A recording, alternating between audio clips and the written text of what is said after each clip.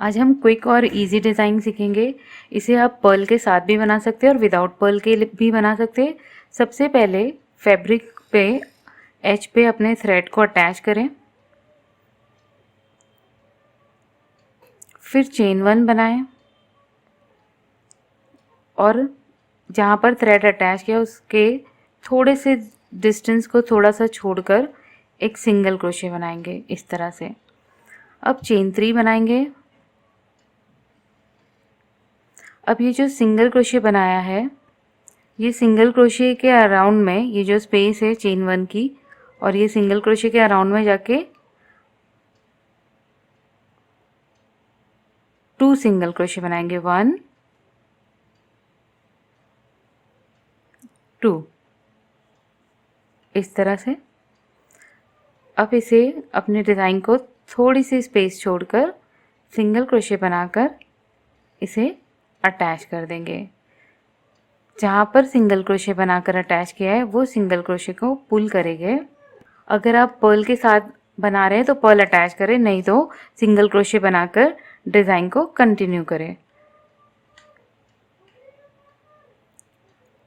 Perl के साथ बना रहे हैं तो 1 पर्ल को स्लिप करेंगे।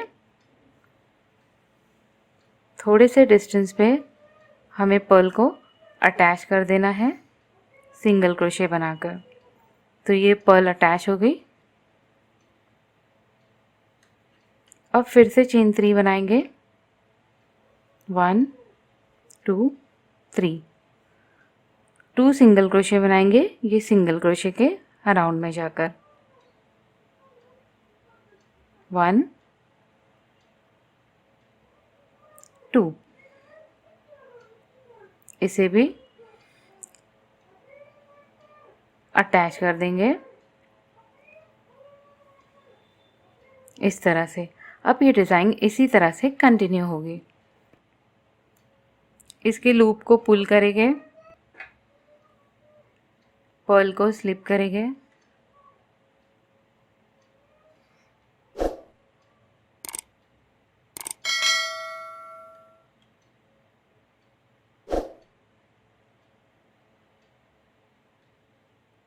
अटैच करेंगे और सेम कंटिन्यू रखेंगे।